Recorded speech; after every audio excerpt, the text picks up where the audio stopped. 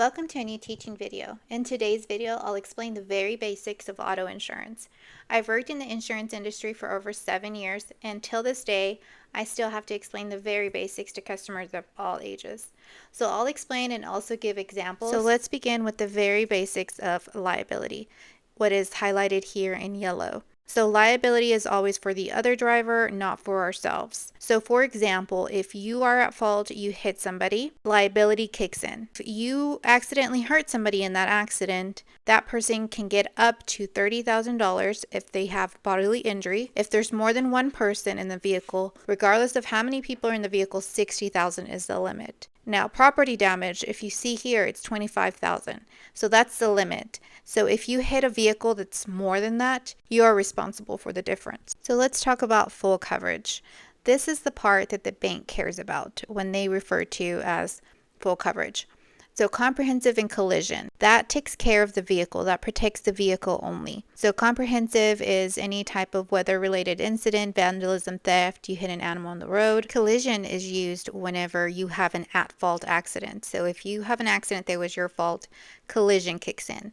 That's your deductible. You have to pay that $500 deductible. The insurance will pay the rest. Now, something to note, anytime you have a collision accident on your record, it'll stay with you for 3 years. Uninsured motors. So this is mainly used for hit and runs, but also it can be used, let's say you are a victim of someone who hit you and they don't have enough limits. You can use your uninsured to take care of the difference to repair your vehicle or for medical bills. This is the basic of insurance. Liability is required from the state and it repairs the other driver's vehicle. Full coverage is for the bank, comp and collision, and it'll take care of repairs for your vehicle. This one's another example of a different customer that has higher liability limits than the previous. We always recommend higher limits just to give you more coverage to prevent anyone coming after you and suing you for any losses. Any other coverages apart from this are considered add-ons and not required, but a good option to have. Now let's talk about claims. First of all, who's ever at fault carries the claim. Let me repeat that again. People get so confused.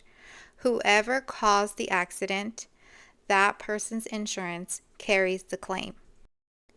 Now, if there was an officer that went out and made a report, he will give someone a ticket, whoever he deems fault, based on the circumstances.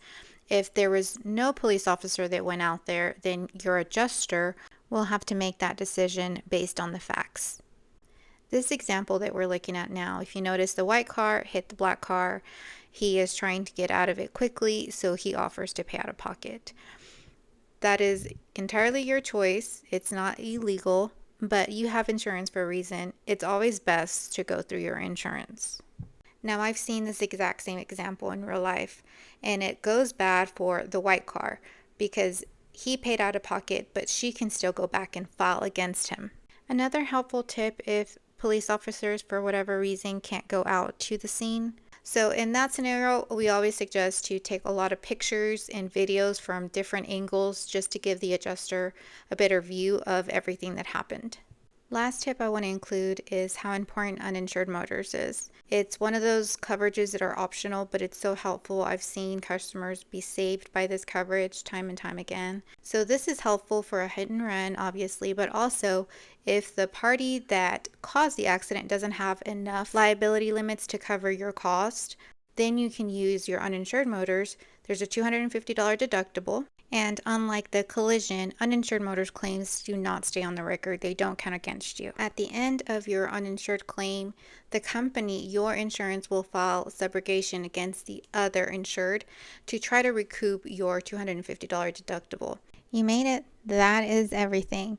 It's very easy. It's not as complicated as some people make it out to be. So yeah, let me know if that made sense. If you have questions about something that I didn't cover, or if I didn't clarify enough, let me know. I'm happy to answer. Next week's educational video will be on how to read and understand credit card statements because some folks out here don't know how, and that's okay. I'm not here to shame anybody, just to educate them on how to.